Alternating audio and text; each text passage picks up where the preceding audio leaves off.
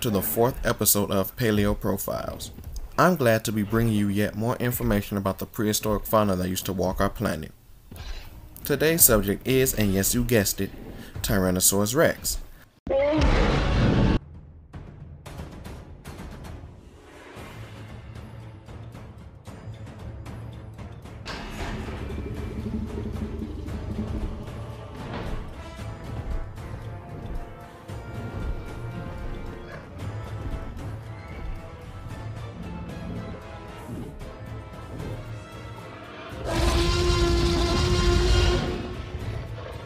Now, I can't remember what my first true run-in with the T-Rex was. If it was The Land Before Time, Barney, or some other media, I can't totally be sure. While The Land Before Time's take on the creature was impressive and vicious, it would be Jurassic Park that would leave the lasting impression on me as a kid, quickly making it my favorite dinosaur growing up. Since then, there have been many iterations and designs for it, like the Walking with Dinosaurs and Dinosaur Revolution models, to say the least. But enough of me, let's focus on our guest today, and yes, it's another JPOG Squad member, Dino Diego. We've done collabs in the past, and I'm glad to once again be working with him. He covers a lot of media with dinosaurs, from games to obscure movies and books. He's also a master of puns. I appreciate it if you go down to the description and give him a look over. And also, join his Discord, Jurassic Junction, so you can be notified of when his next upload will be. And also, don't be rude. While you're there, please subscribe. Hey everyone, how's it going? Firstly, I just want to say that I'm honored that Ghidorah invited me onto his show to cover the king of all dinosaurs. And secondly, as cliche and unoriginal as this sounds, T-Rex is definitely my favorite carnivorous dinosaur out there. Not only because of the overall badassery and brute strength, but also because of the variety of depictions we have of it in all sorts of media. As Ghidorah mentioned earlier, I cover a lot of dinosaur media related topics on my channel. And it goes without saying that the T-Rex is often one of the default choices when it comes to picking what dinosaurs should be represented in any type of media revolving around them. A lot of people may see this as unoriginal and the T-Rex stealing the spotlight for other dinosaurs, and while I can agree with that argument to an extent, I think it's cool that we even have a default dinosaur choice that's often picked and has such a colorful variety in different styles, colors, and overall depiction. And what better choice to represent dinosaurs like that than the king himself? But there's more to the king than just style. In fact, the T-Rex has a pretty interesting history in our real world. For those of you who may be unfamiliar, Tyrannosaurus is a genus of extinct tyrannosaurid theropod dinosaur. It lived in North America during the late Cretaceous period during the Maastrichtian stage, just like Triceratops, back when North America was known as Laramidia. Laramidia was an island continent that existed during the late Cretaceous from around 99 to 66 million years ago. At the time, North America was split into two large island landmasses by what was referred to as the Western Interior Seaway. To the east of the seaway sat Appalachia, and to the west, Laramidia. Eventually, the seaway shrunk, splitting across the Dakotas and retreating towards Hudway Bay and the Gulf of Mexico, letting the two islands become what we see today. T-Rex is a member of the Tyrannosauridae family and was a large bipedal carnivore known for its large skull, filled with sharp serrated teeth of up to a foot in length and short forelimbs in proportion to the animal's size. These arms, while small, were actually powerful for their size and are believed to be able to bench press 400 pounds each. The average length for this creature was around 12.3 meters, which was around 40 feet, and 13 feet tall at the hips, and weigh anywhere from 6 to 7 tons respectively. The same length and weight of a school bus, though there have been specimens found to exceed this length, like Sue and Scotty. Sue coming in at 12.8 meters or 42 feet, and Scotty at 13 meters or 43 feet. Both Rexes weighed about 8 tons, and Sue holds the record for being the most complete T-Rex skeleton, found at 90% completion to Scotty's 70%. Did you know that Tyrannosaurus wasn't the creature's first name? It should be noted that fossil evidence for T-Rex dates back as far as 1874, with several teeth being found for the animal. However, in 1892 is when the creature will get its name. You see, when two fragments of its vertebrae was discovered by a man named Edward Drinker Cope, Cope thought that the vertebrae belonged to a species of ceratopsid and named it Manospondylus gigas. It wouldn't be until 1917 that these vertebrae would be recognized as material belonging to T-Rex by Henry Fairfield Osborn. Interestingly enough, it was Osborn that discovered the fossils and coined the name Tyrannosaurus rex in 1905, but again, it wasn't his first choice. The first name he actually went with was Dinosaurus imperiosus. You see, in 1902, Osborn's assistant Barnum Brown was in Hell Creek, particularly in the Wyoming region of the formation, when he came across 34 fossilized remains of a creature which he described to Osborn, detailing the bones belonging to what he believed were from large carnivores. It was from this description that Dinosaurus was born, and from the second set of bones would later come Tyrannosaurus. It didn't take him long to realize that Dinosaurus and Tyrannosaurus were of the same fossil material, so he ended up choosing T-Rex over Dinosaurus as his name meant Tyrant Lizard King, and implied that this creature rules over all others with its impressive size. Also, Dinosaurus wouldn't go forgotten, as in 2018 another Tyrannosaur would be discovered and named Dinoterra dynastis. The skull of Tyrannosaurus, or Tyrannosaurus in general, was rather unique. First off, the upper jaw was U-shaped, which is rare for carnivores to have outside of this family because their upper jaws are usually V-shaped. This allowed them to rip and tear more meat, tissue, and bone when feeding, though it is proposed to put an increased amount of pressure on the front teeth as a result. Another thing was that the skull of T-Rex was wider in the rear, and then it narrowed as you go down to the snout, which is a big difference if compared to other large carnivores like Giganotosaurus or Spinosaurus, which was narrow throughout. This gave the T-Rex really good binocular vision, allowing its eyes to face forward on the skull, similar to ours, rather than at the side of the skull like other dinosaurs. The largest known T-Rex skull is 1.52 meters, which is around 5 feet.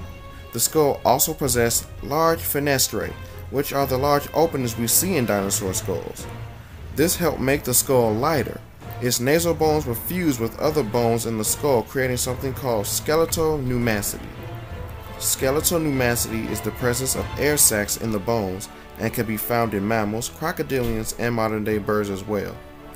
While the exact purpose isn't known for skeletal pneumacity, it is theorized that it could be to reduce body mass, alter skeletal mass distribution, or for theropods, better balance, which could be very well the case for large theropods like Tyrannosaurus. Whatever the case may be, the structure of its skull gave Tyrannosaurus the strongest bite force of any land animal to date. It had a bite force of up to 13,000 pounds, about 12,800 to be exact, which is about equal to the weight of the T-Rex itself. It had enough bite force in its jaws to crush a car, being able to open its jaws up to 80 degrees. Also, the T-Rex would have had the strongest bite force of any creature to have lived, but one other animal has it beat, and that creature is none other than the terror of the ocean, Megalodon. The teeth also displayed what is called heterodonts. Heterodonts is when an organism possesses more than one form or type of tooth, like how we have incisors, canines, and molars. Despite all its teeth being sharp, they did have their different functions. The premaxillary teeth in the upper jaw had 4 per side. These teeth were D-shaped and acted like incisors. These closely packed teeth were curved backwards and had reinforcing ridges, so when the T-Rex bit and pulled on something, it reduced the risk of these teeth snapping. The teeth below the post-orbital bone were widely spaced due to their larger size and were just as serrated as those in the premaxilla, and contained 12 per side. In the dentary bone of the lower jaw sat 13 teeth that were noticeably smaller than those of the upper jaw. Like many dinosaurs, the upper and lower jaws possess foramina. Foramina are small holes in the bone that scientists think may have been a sensory system similar to crocodiles, or evidence that T-Rex once had lips. Tyrannosaurus lends its name to the superfamily Tyrannosauroidea, family name Tyrannosauridae, and the subfamily name Tyrannosaurinae, making it the standard paleontologists will use to see if future specimens will be included into this family.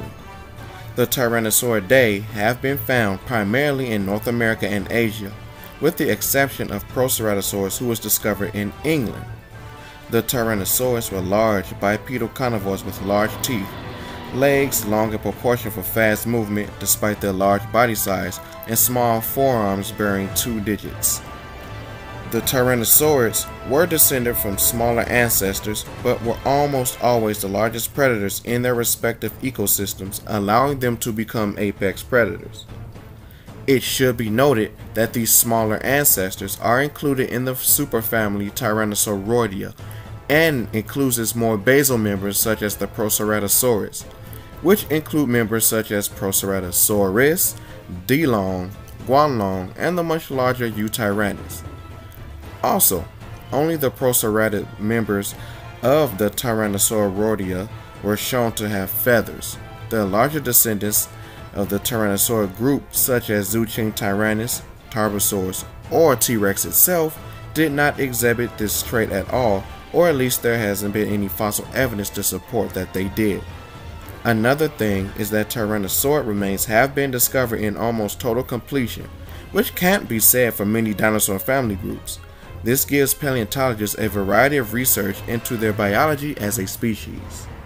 The Tyrannosauridae is split into two subfamilies, the aforementioned Tyrannosaurinae and the Albertosaurinae.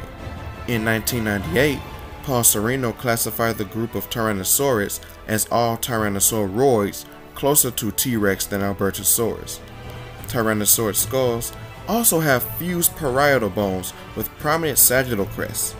They also had tall nuchal crests that arose from said parietal bones, giving them unique looks above their eyes, such as those seen in Albertosaurus. There has been some debate amongst paleontologists with the taxonomy in the Tyrannosauridae family. One such debate is the validation of Tarbosaurus bataar. Some scientists believe that it is synonymous with Tyrannosaurus, which is why you may or may not have seen the name Tyrannosaurus bataar thrown around here and there. However, there are differences between them that would suggest that they are sister taxons if nothing else. The largest Tarbosaurus skull is 1.3 meters long or 4.3 feet, making it the second largest skull in the Tyrannosauridae family after T-Rex. It also lacked the expanded rear that T-Rex had, meaning its eyes weren't as facing forward as it would on T-Rex. Tarbosaurus also had more teeth than T-Rex, having anywhere from 58 to 64 teeth. Tarbosaurus was of a lighter build as well and was slightly smaller than T-Rex, with the largest specimen coming in at just around 40 feet long. Thankfully, Tarbosaurus is considered unique enough in its anatomy to be a separate genus. The same could not be said for several North American genuses like Nanotyrannus, which was proven to in fact be juvenile T-Rexes. The paleoecology of Hell Creek showed that T-Rex lived in a subtropical environment with a humid climate. The environment would have been littered with flowering plants or angiosperms and had trees like Don Redwood and Araucaria. T-Rex shared this environment with a host of other fauna like Archaeoraptor, Triceratops, Edmontosaurus, and Orthomimus. However, T-Rex has been found pretty much all over the western half of North America, such as the Lance Formation where it lived alongside dinosaurs like Struthiomimus, as well as the aforementioned Triceratops. Discoveries have been made even as far south as New Mexico, showing it to have lived alongside the Titanosaur Alamosaurus. The environment of the Lance Formation during the Cretaceous would have been similar to that of the bayous you'd find in Louisiana. The areas in which T-Rex fossils have been recovered shows that it was capable of living in inland and coastal subtropical plains as well as semi-arid plains. T-Rex seemed to have been an animal capable of adapting to any environment as long as it had a viable food source. It should also be noted that for a period of time it was thought that T-Rex was a scavenger, being unable to hunt for its own food but merely stealing kills from smaller, less threatening carnivores as proposed by one Jack Horner. While it is entirely possible that T-Rex scavenged kills from other carnivores like we see in lions and hyenas today, T-Rex was far from lazy. There has been fossil evidence proving otherwise. An Edmontosaurus was discovered in the Hell Creek Formation. This Edmontosaurus had some of its skin preserved during fossilization, and this skin revealed an attack the dinosaur had suffered. There was a tear-shaped scar that had appeared over its right eye. Paleontologists were certain that the wound had to have come from a claw or tooth, and when compared to the bones of modern-day reptiles to have healed from injuries of their own, found some similarities between the two. The marking was similar to other fossils they have found to be consistent with Tyrannosaur attacks, concluding that this individual was fortunate enough to survive an encounter with the tyrant. While it is true that T-Rex was a heavy-set predator, it was a very capable hunter. Remember, Tyrannosaurus boasted long, powerful hind legs, allowing it to move at least 17 miles per hour. The interesting thing is that this movement was done in what can only be described as a fast walk. While its hind legs were indeed powerful, they wouldn't be able to support the animal if it decided to break out into a full sprint. The pressure would be too great and the Rex would end up doing more harm than good, so it power walked. going after its prey similar to how Michael Myers goes after his victims. That's not all either. T-Rex seem to even go after prey in groups. In 2014, a group of 5 T-Rex bones were recovered in Utah, showing that they either hunted as a group to bring down larger prey, or as a family unit to achieve the same goal. It's also been suggested that they use the puncture and pull strategy, in which one T-Rex would startle its target with a powerful bite, then drag its teeth back through the prey's flesh and bones. This would give the other Rexes in the group enough time to land a killing blow. Needless to say that T-Rex is very popular in media. It's been featured in almost every piece of prehistoric media to air on television, as well as games and movies, though it's not always depicted accurately. It's often shown with pronated wrists, and as described in episode 2, dinosaurs could not manage that. Another show, Jimmy Neutron, stated that the T-Rex had a head hard enough to shatter diamond, and that's simply not the case. While the skull of the dinosaur is indeed durable, a lot durable than that of other carnivores, if met with solid diamond, the diamond would definitely win. I mean, I think it's been perfectly established that in the universal game of rock, paper, scissors, rock beats dinosaurs every time. I guess you could say that they definitely rock the dinosaurs' world, but not in a good way at all. In addition to that, it has been depicted in several media, either covered in plumage or with a mohawk-like appearance. While the mohawk looks cool, it's wrong. T-Rex is about as bald as Michael Jordan himself, but who knows, one day the big guy may get some plumage. I'm referring to Michael Jordan, not the T-Rex. Another common misconception is that if you don't move, the T-Rex won't see you. As stated before, the T-Rex has binocular vision thanks to the structure of its skull, giving it forward-facing eyes. Its vision is believed to be better than a hawk's. A hawk can see prey up to 3.2 kilometers away, and that's 2 miles. The T-Rex is believed to spot prey away as far as 6 kilometers, that's 3.7 miles, almost twice that of the hawk's. So even if its vision was based on movement, its nose will be able to detect you and tell it where it needs to bite. Whether you love or hate the T-Rex, there is no doubt about the impact this dinosaur has had in our lives. It represents what may have been the pinnacle of theropod dinosaur evolution, and hopefully it will continue to shock and awe the minds of millions for many more years to come. Thank you once again to Ghidorah for having me on the show, and thank you all for being amazing. Much love, and have a nice day. And thank you, Dino, for helping me tackle this behemoth. There was actually a lot more about this dinosaur than what was said here, but I didn't want to keep you guys here for hours. Still, if you're interested in what was said here today, feel free to look it up and comment in down below on what you found on the Tyrant Lizard King.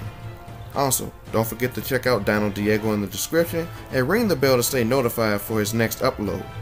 The next video will be on a dinosaur that fights T-Rex for the title of my favorite, and that's the African predator, Suchomimus.